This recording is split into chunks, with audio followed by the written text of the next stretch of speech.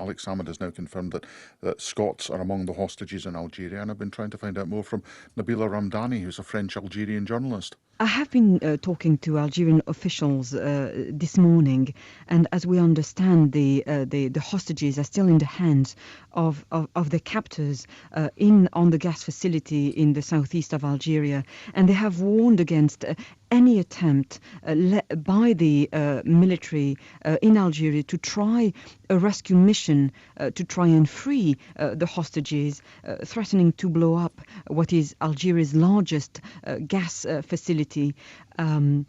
The Algerian government has also indicated that it is not willing to negotiate with the militants currently holding the hostages. Now, this will be of concern, of course, to Western leaders who are trying to find a peaceful solution to this crisis, and whose priority is, of course, the preservation of Western lives. So it's a very tricky situations to try to keep those hostages alive without attempted any full-on military action to try to rescue them. What does this mean for Algeria and its government?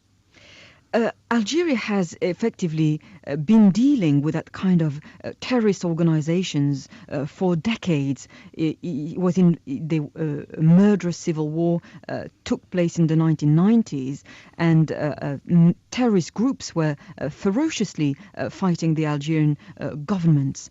So this is a situation that the Algerian government is quite used to, even though it is spectacular, of course. But the militants who have claimed responsibility for these attacks have formed, as they have been involved in similar kidnappings and indeed killings of Westerners in Algeria and indeed in other parts of West Africa.